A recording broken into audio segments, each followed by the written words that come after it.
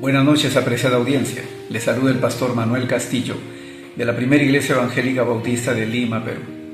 En el marco de esta Semana Santa, te invito para el día de hoy, sábado, a las 7 de la noche, a escuchar el desarrollo del tema La tumba de Cristo, fundamentado en el Evangelio según Mateo capítulo 27, versículos del 57 al 66.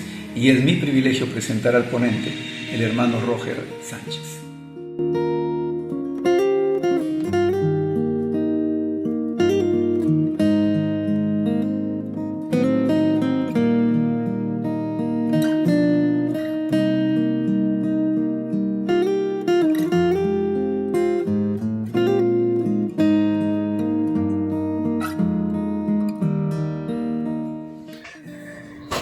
Ante todo, es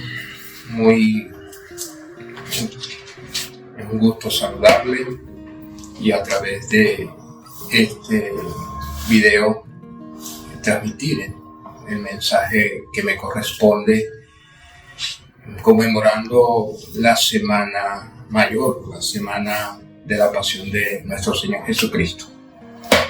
Y para ello quiero que busquemos en nuestras Biblias el Evangelio según Mateo capítulo 27 del versículo 57 al 66, el cual nos relata lo siguiente. Leo bajo la autoridad de nuestro Señor Jesucristo y con su gracia. Dice: cuando llegó la noche, vino un hombre rico de Arimatea llamado José, que también había sido discípulo de Jesús.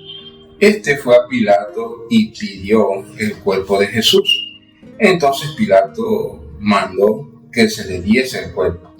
Y tomando José el cuerpo, lo envolvió en una sábana limpia y lo puso en un sepulcro nuevo que había labrado en la peña. Y después de hacer rodar una gran piedra, la entrada del sepulcro se fue. Estaba allí María Magdalena y la otra María sentada delante del sepulcro. Al día siguiente, que es después de la preparación, se reunieron los principales sacerdotes y los fariseos ante Pilato, diciendo: Señor, nos acordamos que aquel engañador dijo: viviendo aún después de 3 días, resucitaré. Manda pues que se asegure el sepulcro hasta el 3er día, no sea que vengan sus discípulos de noche y lo hurten y digan al pueblo: resucitó de entre los muertos. Y será el postrer error peor que el primero. Y Pilato les dijo: allí tenéis una guardia, id y aseguradlo, como sabéis. Entonces ellos fueron y aseguraron el sepulcro, sellaron la piedra y poniendo la guardia.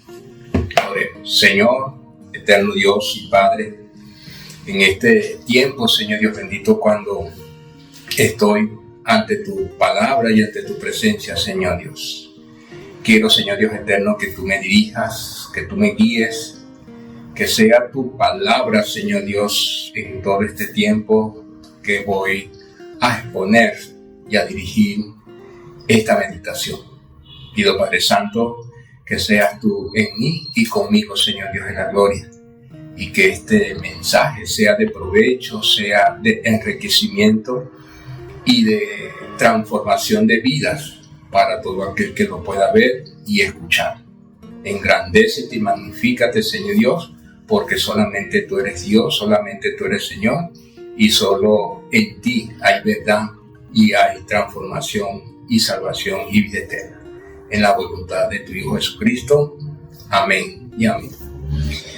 Bueno, continuando con el mensaje, podemos darnos cuenta que estamos hablando del tema específico que tiene que ver con la sepultura de nuestro Señor Jesucristo. En vista de lo previo que ha acontecido con su detención, su juicio y su condenación a morir en la cruz, este es un evento que definitivamente podemos centrarnos y enmarcarlo como un hecho que en verdad también tiene trascendencia como las otras cosas que están previamente relatadas y que a cada momento se comparten. Por lo cual quiero hacer énfasis con respecto a lo que tiene que ver con la sepultura del Señor Jesús, que es algo extraordinario y algo hermoso, puesto que tiene que ver que los 4 evangelios, como Mateo, Marcos, Lucas y Juan, narran este hecho,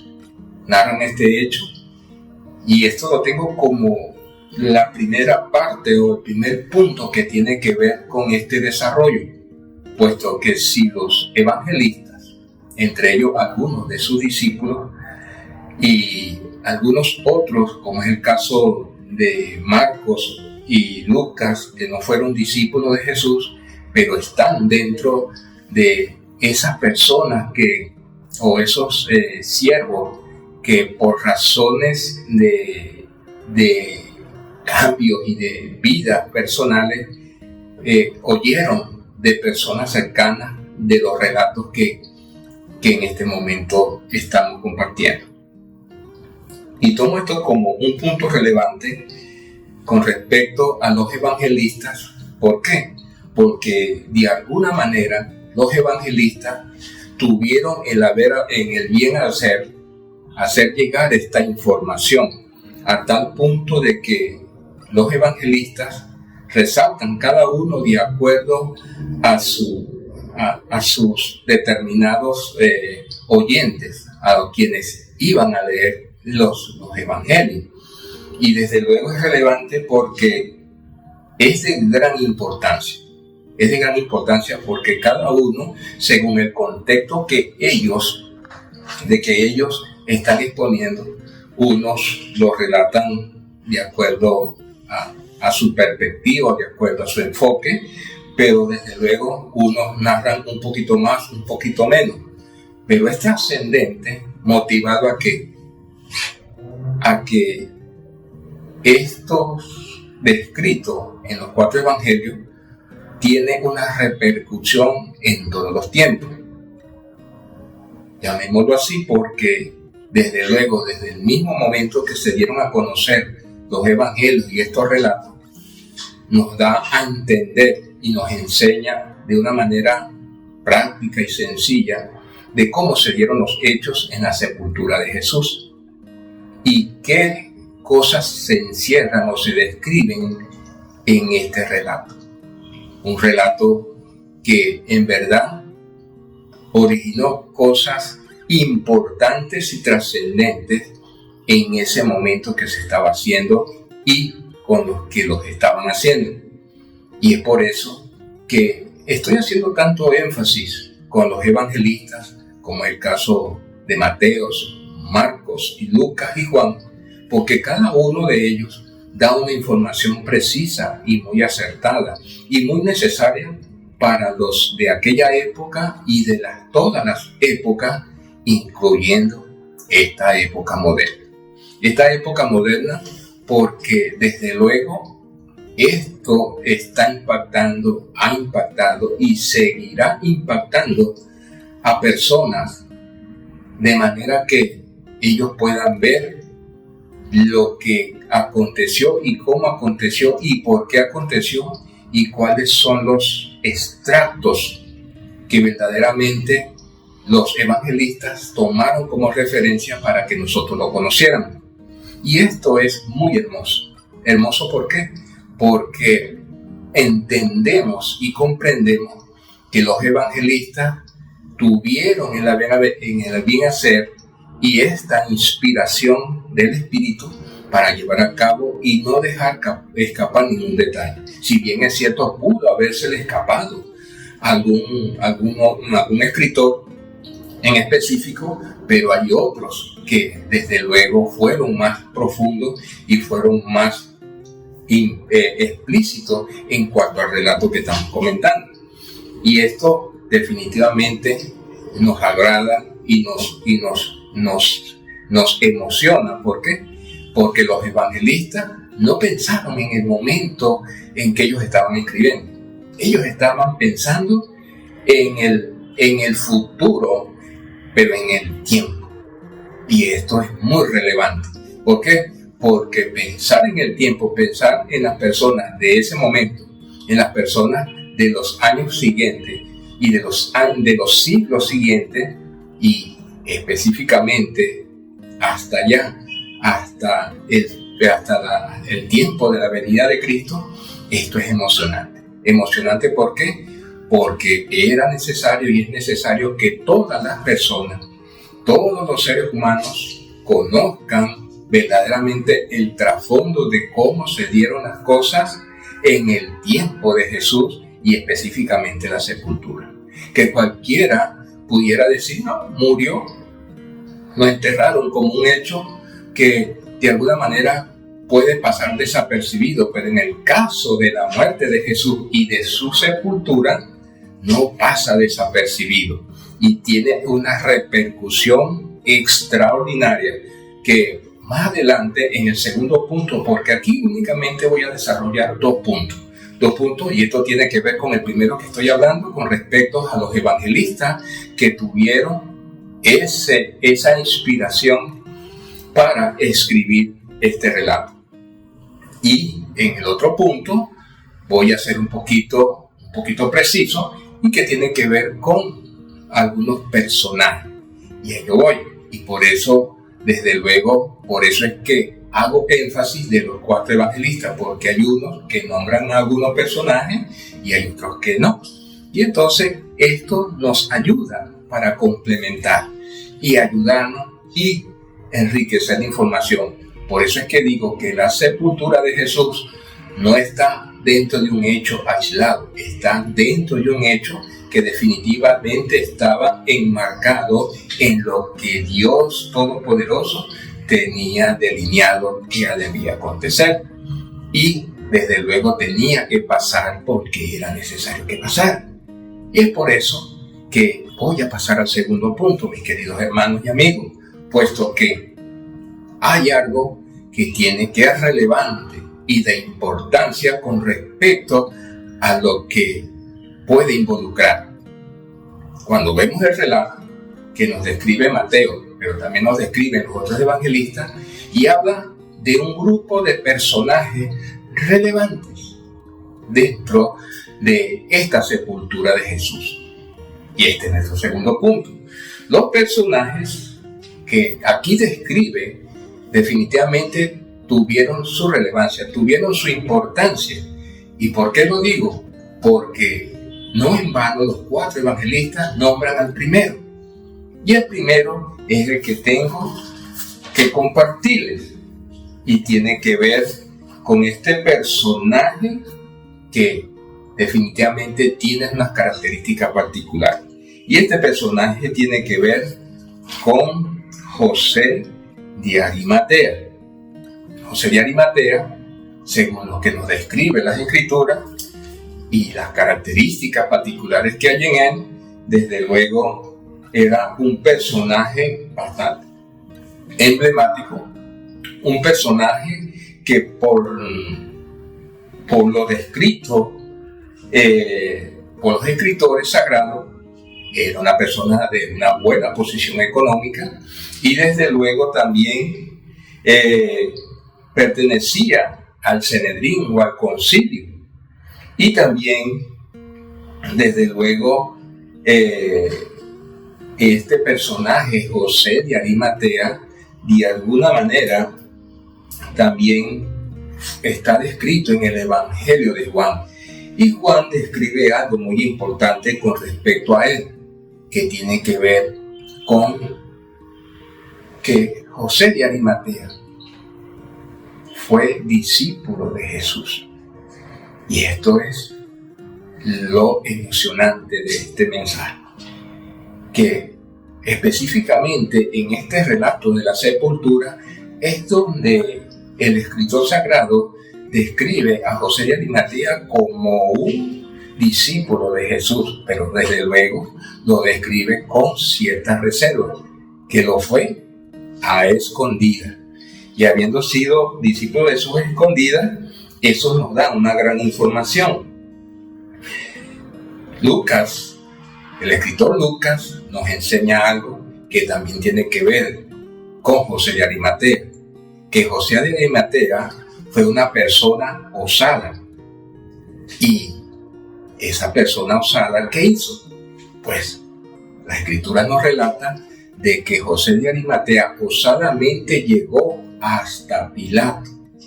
No nos describe el escritor sagrado si había que pedir permiso o había que presentarse hasta cierto punto o de alguna manera pedir una cita, por decirlo en lenguaje actual, una cita con el procurador Pilato y seguir todos estos canales regulares. Pero dice osadamente, es decir, se atrevió a pasar todos estos canales regulares y llegar hasta Pilato y pedirle el cuerpo de Jesús. Esto es algo extraordinario con respecto a José de Arimatea. Y aparte de todas estas cosas que estamos hablando, pedir el cuerpo de Jesús muerto es relevante. ¿Por qué? Porque José de Arimatea fue una persona clave. Los 4 evangelios lo describen lo que hizo José, pero lo interesante de todo es que siendo previo a la preparación de la Pascua, cosa que es muy importante y relevante, previo a esto, José de Arimatea, él pidió el cuerpo. Y según nos enseña el Antiguo Testamento, específicamente en Levítico capítulo 21, nos habla, versículo 21, o específicamente también nos dice Deuteronomio 21-23, ¿ves? Que era evidente que ellos no se podían contaminar con ningún cuerpo de muerto. Y esto es lo hermoso de este mensaje. ¿Por qué? Porque aquí José de Arimatea rompió de alguna manera esos parámetros. ¿Y qué nos da a entender esto? Nos da a entender que José de Arimatea de alguna manera había sido alcanzado y estaba dando cambios espirituales en su vida a tal punto que José de Arimatea hizo todas estas cosas. Extraordinario. El otro personaje que podemos encontrar y podemos dar información con respecto a esto no es muy diferente de José de Arimatea. Es Nicodemo, del cual hemos escuchado en grandes oportunidades, pero mayormente la información la tenemos en el capítulo 3 del Evangelio de Juan, en el cual nos da la información de cómo llegó de alguna manera a escondidas de noche y habló con el Señor, y el Señor lo confrontó de una manera muy puntual y aguda. Pues este mismo Nicodemo también participó, según el relato que podemos encontrar en el Evangelio de Juan. El Evangelio de Juan nos describe que Nicodemo participó también en la sepultura de nuestro Señor Jesucristo, de tal manera que esta sepultura estuvo acompañada de personas claves y personas significativas dentro del Sanedrín, remarcando de que de alguna manera ni José de Arimatea ni Nicodemo, aunque no lo dice el Evangelio, pero José de Arimatea sí lo dice el escritor sagrado, de que ellos no consintieron en juzgar al Señor, ni ponerlo preso, ni aún llevarlo hasta la muerte. Entonces, esto es relevante. ¿Por qué? Porque de alguna manera entendemos que el Señor, el mensaje del Señor, estaba llegando a personas clave dentro del círculo alto de los religiosos de aquel entonces, nombrando a este caso a José de Arimatea y a Nicodemo. Algo que, ¿verdad? Eso nos da cierta alegría. ¿Por qué? Porque por razones que solo Dios conoce, y este mensaje del Señor llegó hasta esos cimientos. Los otros personajes no es que no son de poco valor, también tienen un gran ingrediente y un valor importante, y estas son las mujeres. Las mujeres son de gran importancia. ¿Por qué? Porque el escritor Lucas nos dice algo interesante que tiene que ver que las mujeres que acompañaron a Jesús en todo su trayecto desde Galilea hasta Jerusalén, ellas también participaron conjuntamente, como un equipo, en una unidad.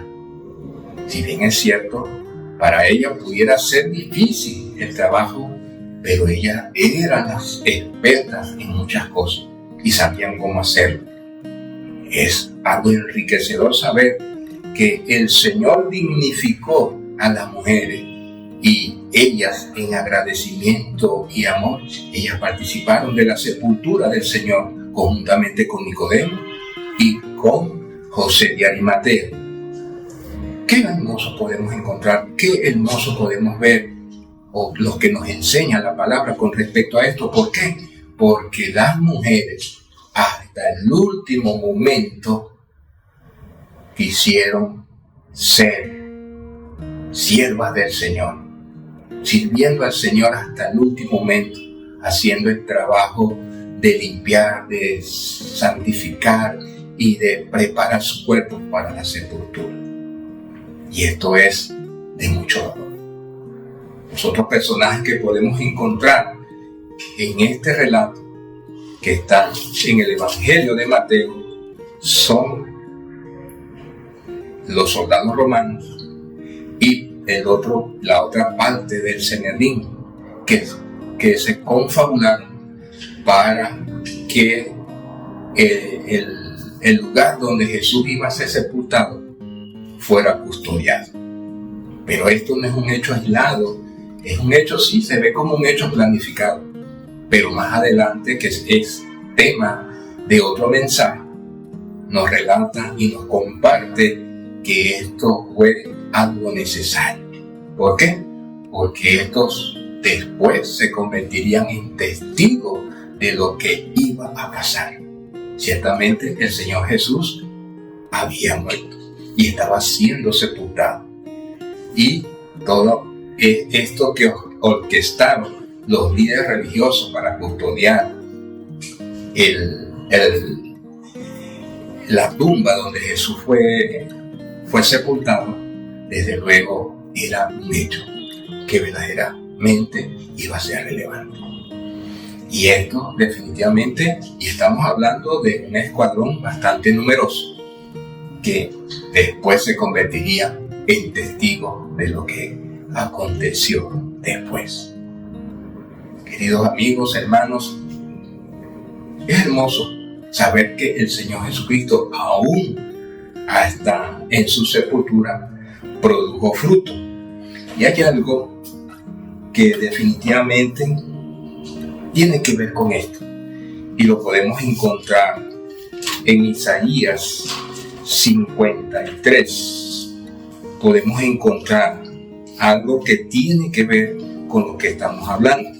¿Por qué?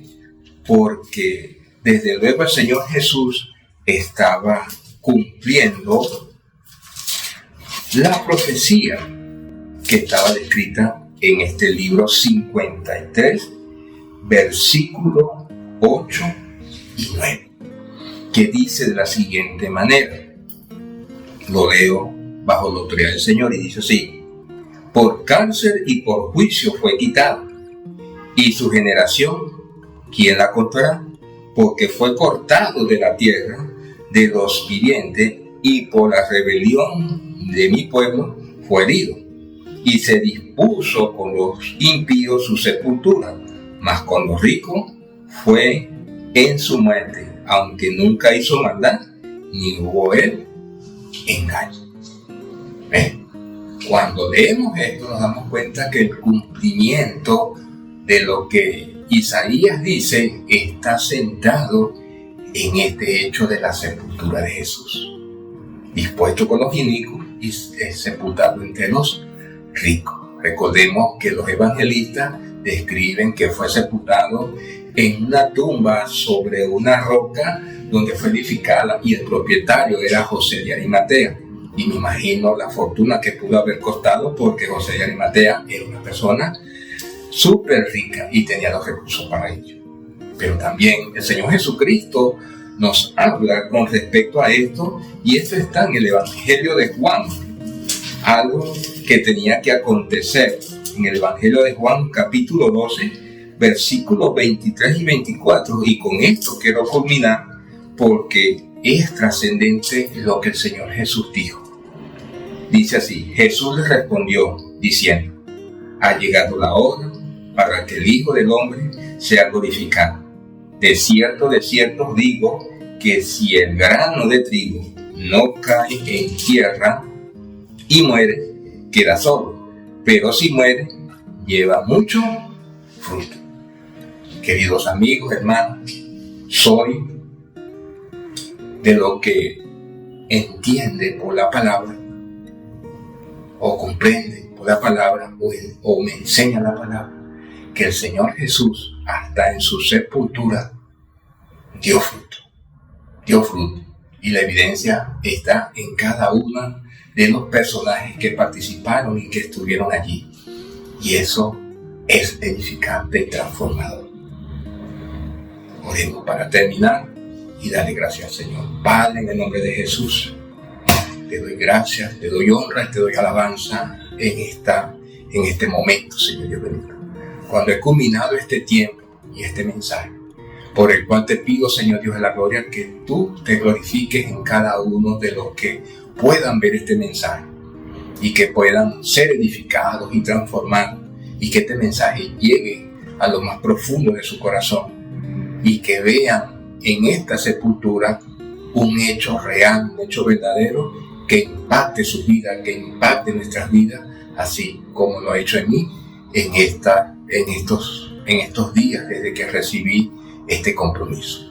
Te alabo, te engrandezco y te doy inmensamente gracias por haberme dado la oportunidad, Señor, de exponer tu palabra para ser transmitida a través de los distintos medios que hay a la mano en este tiempo. Te alabo, te engrandezco y te magnifico en la obra y la gracia de tu Hijo Jesucristo. Amén y amén.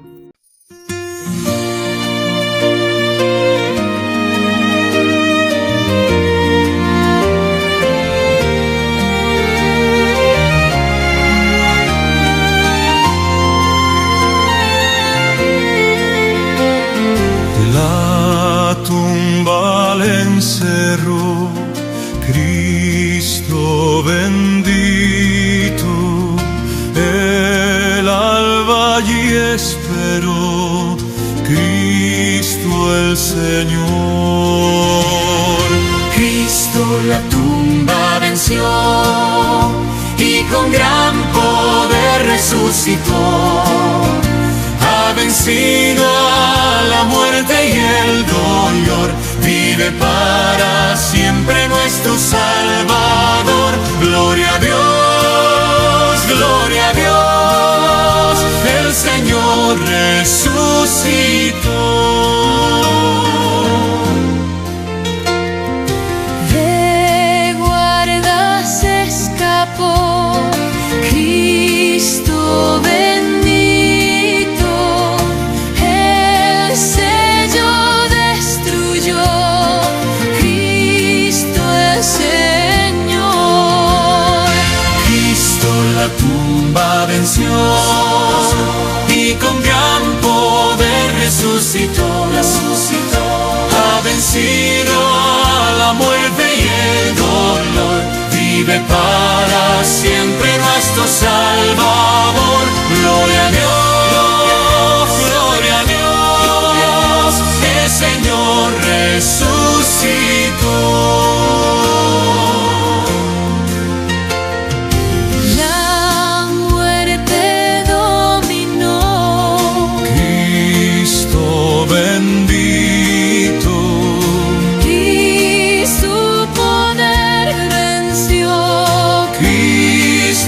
el Señor. Cristo la tumba venció y con gran poder resucitó. Ha vencido a la muerte y el dolor. Vive para siempre nuestro Salvador.